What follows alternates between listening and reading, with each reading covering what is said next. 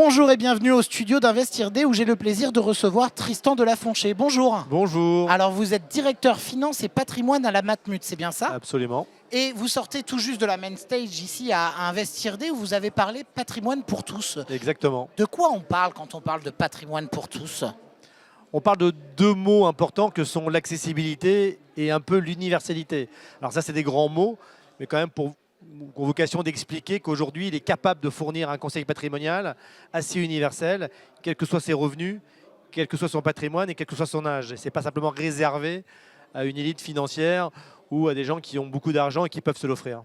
Alors justement, puisque vous parlez d'accessibilité, par quoi on commence quand on veut se constituer un patrimoine? On commence où? C'est quoi le patrimoine? Ça commence comment? C'est une bonne question. C'est déjà prioriser qui on veut protéger et qui on veut valoriser.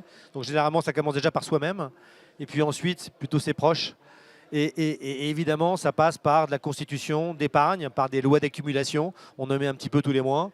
Mais aussi par de l'immobilier qui aujourd'hui reste un des gros sujets du patrimoine des Français. Mais ensuite, à côté de ces logiques de produits, il y a aussi des logiques de conseil. Et c'est bien ce qu'on a voulu faire à la Matmut, c'est focaliser une trentaine d'expertises sur les centaines et des centaines d'items que représente la gestion de patrimoine.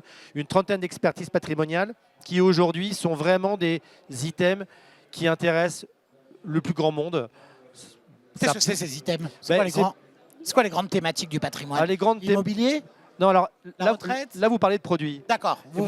Alors, les produits, c'est un sujet de la gestion de patrimoine. Ensuite, il y a effectivement tout l'accompagnement en matière de conseil et de services. Bien sûr. Et ce sont des centaines d'items différents.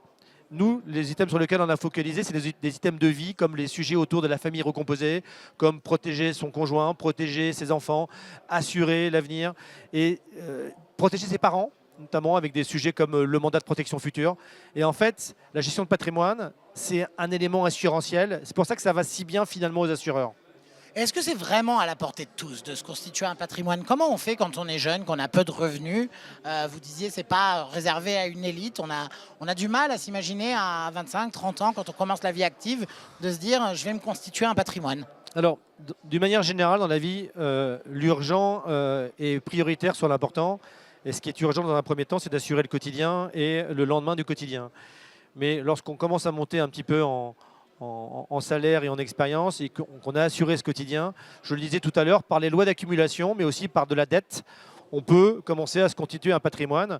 Et comment ça, par de la dette? Par exemple, le financement d'un bien immobilier? Oui, j'achète un petit studio, j'ai des loyers qui me remboursent mon crédit et au bout du bout, je récupère l'appartement net de crédit. Et puis, comme j'ai une assurance emprunteur, si je suis amené à disparaître, que ça peut arriver, mon conjoint ou mes enfants récupèrent le bien net de tout crédit. C'est une forme à la fois de constitution de patrimoine, mais aussi de protection de la famille, des gens qu'on aime. Donc, il y a plein de petites techniques qui sont très évidentes, mais qui, lorsqu'elles sont structurées, dès le départ, pas forcément avec beaucoup d'argent au départ, mais ensuite les lois d'accumulation et les revenus qui montent peuvent permettre d'enrichir ces stratégies. Et là-dessus, vous dites un assureur comme la Matmut peut accompagner quelqu'un qui veut se lancer dans la construction. Merci de votre question. La Matmut, c'est avant tout un assureur IARD sur l'historique. Ça a 64 ans et c'est vrai que depuis 6-7 ans, on a voulu devenir un groupe complet d'assurance avec une expertise épargne et au sein de cette expertise épargne, parce que nous avons 4,5 millions de sociétaires qui recouvrent un champ de segmentation très important, puisqu'on est quasiment représentatif de la population française, on a voulu aussi être capable d'apporter une logique patrimoniale, un conseil patrimonial, mais encore une fois très universel et très ouvert sur l'accessibilité. Alors justement, puisqu'on parle de patrimoine depuis tout à l'heure, ça me fait penser que dans les débats autour du budget, notamment, il y a une notion dont on a beaucoup entendu parler, qui est la taxation du patrimoine.